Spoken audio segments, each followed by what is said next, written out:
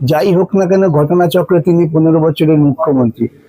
আজকে তাকে রাস্তায় দেখি লোকজন চোর চোর বলে কটাক্ষ করবেন, তাও আদালতের মতো একটি জায়গায়। দুর্ভাগ্য, আত্মসম্মান বোধ থাকলে তিনি আসতেন না। তো এটার জন্য উনি খুব উল্লসিত যে আমাকে নিয়ে মিডিয়া আলোচনা করবে, আমি সফল না বিফল, আমি কালো না সাদা। এই সমস্ত রাজনৈতিক নেতারা প্রচারের বাইরে 5 মিনিট বাঁচতে পারেন না। কিন্তু মমতার সবচেয়ে বড় অবদান পশ্চিমবঙ্গের রাজনীতিতে দুর্নীতি তো আছেই, এছাড়াও রাজনৈতিক বৈরিতাকে ব্যক্তিগত বৈরিতার পর্যায়ে নামিয়ে নিয়ে আসা। কিন্তু এইভাবে অপমানকে আহ্বান করলেন, আত্মসম্মান বোধ থাকলে করতেন না। আসলে ঘটনা হচ্ছে, যতই নিন্দনীয় হোক না কেন,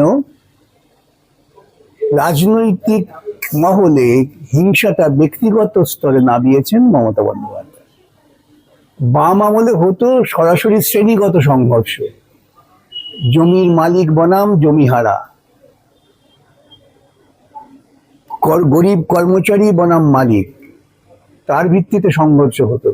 কিন্তু মমতার সবচেয়ে বড় অবদান পশ্চিমবঙ্গের রাজনীতিতে দুর্নীতি তো আছেই, এছাড়াও রাজনৈতিক বৈরিতাকে ব্যক্তিগত বৈরিতার পর্যায়ে নামিয়ে নিয়ে আসা।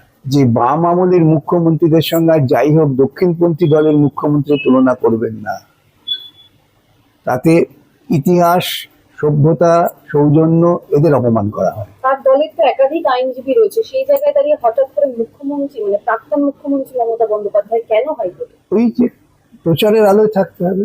প্রাক্তন প্রচারের বাইরে তুমি 1 মিনিট তো বাঁচতে পারবেন না। আমি তো কবে থেকেই বলছি যে প্রচার মাধ্যম সরে যাক, তাহলে দেখবেন উনি জিরো। আজকে উনি প্রচারের মুখ্যমন্ত্রী হিসেবে প্রচারের আলোয় নেই, প্রচারের আলোয় আসতে হবে, তাই তিনি এসছেন।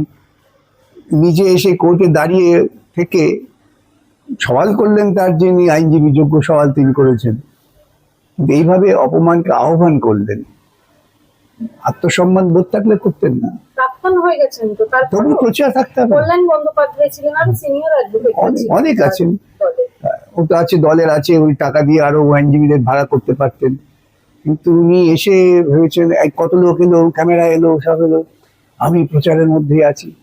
শেষ একটা প্রশ্ন, সুপ্রিম কোর্টেও তিনি গিয়েছিলেন এসআইআর মামলা নিয়ে, কালো শাল জড়িয়ে, আজকে আইনজীবী পোশাকে এলেন।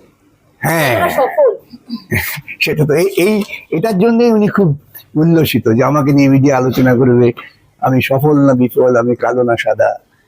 এই সমস্ত রাজনৈতিক নেতারা প্রচারের বাইরে 5 মিনিট বাঁচতে পারেন না।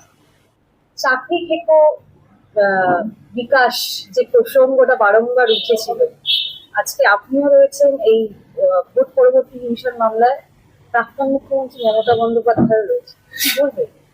সৎ পথে চাকরি খেকো বিকাশ, সৎ পথে থাকলে বিকাশের পেছনে জড়ো হতে হবে সবাইকে। বাম আইনজীবী, আবারও বলি, সৎ পথে থাকলে বিকাশের পেছনেই সকলকে আসতে হবে।